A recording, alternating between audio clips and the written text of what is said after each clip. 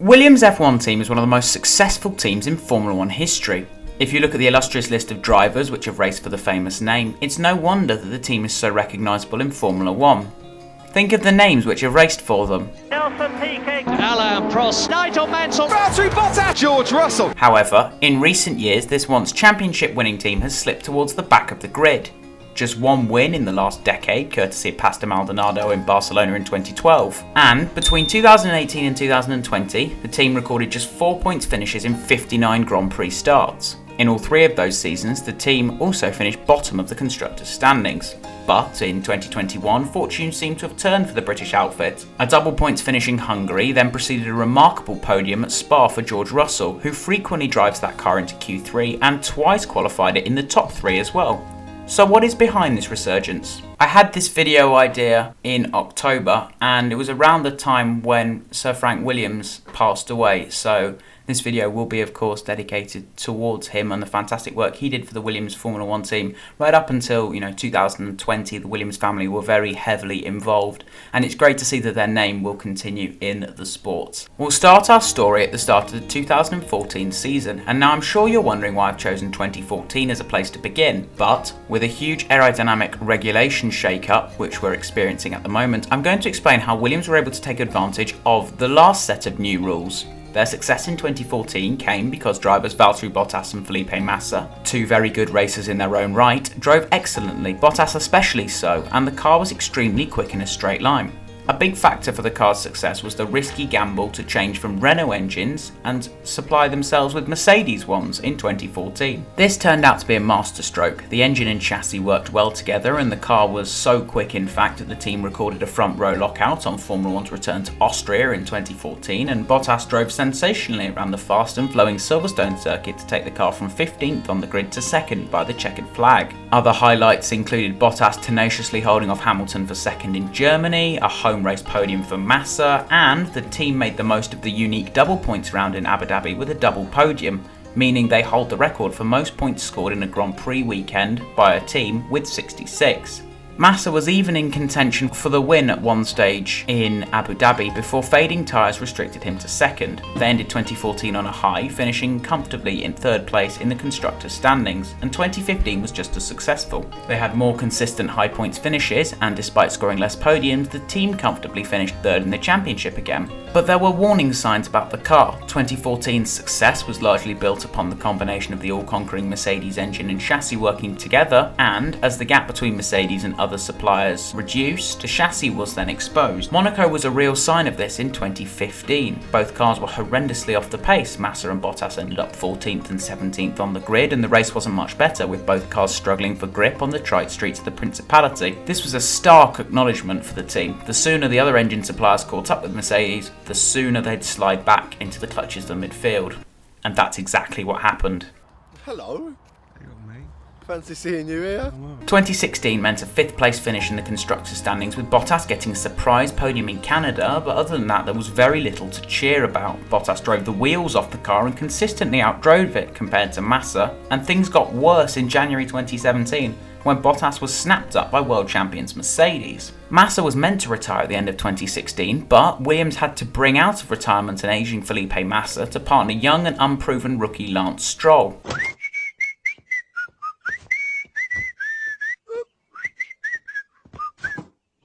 2017's high point was a first podium for Stroll in Baku, which would have been 2nd place had Bottas not cruelly snatched it from him on the line, and a front row start for Stroll in Monza following a super qualifying performance in the wet was about as good as it got in 2017. Massa finally then hung up his helmet after 2017, and 5th place in the constructors' standings in that season was exactly where they finished in 2016. 2018 looked to be make or break for Williams. They'd adapted to the new aerodynamic regulations okay in 2017, so they'd be looking to challenge Force India for 4th place in the standings and recover lost ground in 2018, and Sergei Sorokin joined Lance Stroll at the wheel of the FW40. Two relatively unproven drivers in a car that was seemingly going backwards was a recipe for disaster.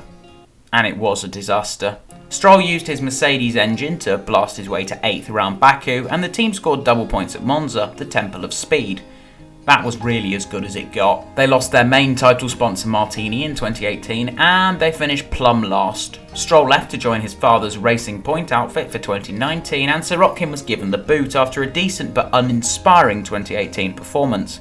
Get out! Get out! In came Robert Kubica with financial backing and young prodigy and emerging superstar George Russell. And a sum total of nothing went right in 2019, save 1 point. One solitary point for Robert Kubica in Germany. Come 2020, they were still comfortably the worst team on race pace, and with 2019 Formula 2 runner-up Nicholas Latifi replacing Robert Kubica in the car, Get out!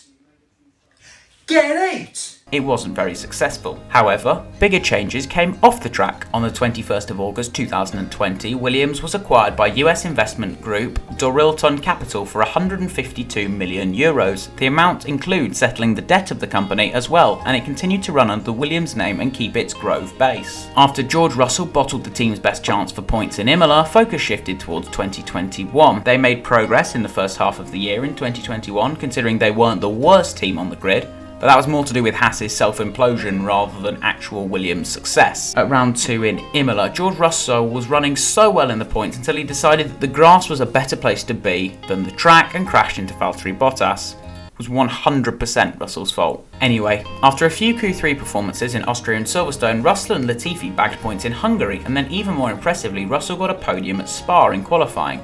I mean, the likelihood of him staying P2 for the Grand Prix if it hadn't been wetter than a Tuesday night in Stoke is low, but he has the trophy now, so good on him. Russell then proved this wasn't a fluke by qualifying P3 in Russia, and although the team's performance dropped off towards the end of the season, the fact that they scored 23 points, which is more than they managed in the previous 3 seasons combined 4 times over, is an impressive feat. George Russell signed for Mercedes for this season, so they'll have a new driver lineup in Alex Albon partnering the retained Nicholas Latifi. Hopefully they'll make some more steps towards the midfield, and to assess how well the drivers are going to do, I've brought in Nicholas Latifi fan and friend of mine, Daniel Roos. In my opinion, I think that Williams have a huge amount of potential for 2022.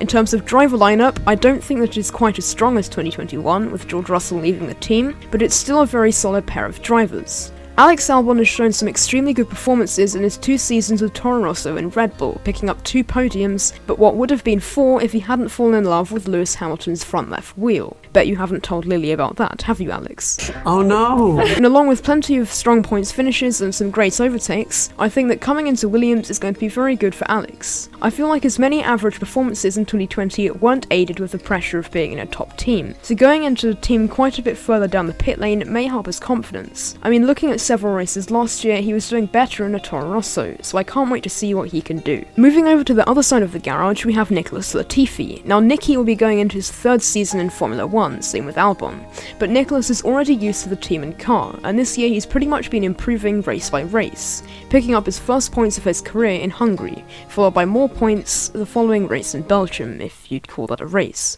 Although sure Latifi isn't the best driver on the grid, he's still decent, and he's become a fan favourite too, so don't count him out. Now 2022 will be new for all teams, so this will be a breath of fresh air for teams which aren't that great. Williams have also been on the rise in the past couple of years, so I reckon they'll get on form quickly, and will be bringing their name back to glory. Thanks for having me, James. I'll hand back over to you now. Thanks for that, Dan. I know Dan's not uploading that much at the moment, but you really should go check out his channel because there's some super content up there already. In conclusion though, I think Williams will make some promising steps towards the midfield this season because of the new investment, and with their cool new livery, sure to give them an extra kick of horsepower, I see a solid 6th place finish being their achievement come December in 2022. But that ends today's video, and this was a video idea I had back in October, and I'm sorry it's taken 5 months for it to come out, but I've just been so busy at the moment. I've had 2 sets of exams because I'm in my final year at school, so I hope you're all bearing with me. I'm going to try and do some shorter videos, and I'm going to try and maybe upload once a week or so. I'm thinking maybe doing some beginner's guides to complex things in motorsport, so maybe something about IndyCar, because, you know, as a Marcus Ericsson fan, I love it. And some things on maybe like a beginner's guide to Formula 2 or something more complicated in Formula 1. Leave suggestions for beginner's guides in the comments section below. But if you did enjoy today's video, make sure to leave a like and let me know what you thought of the video itself in the comments section below. Subscribe if you are new around here and you want to see motorsport content, and I will catch you in the next one. Later, guys.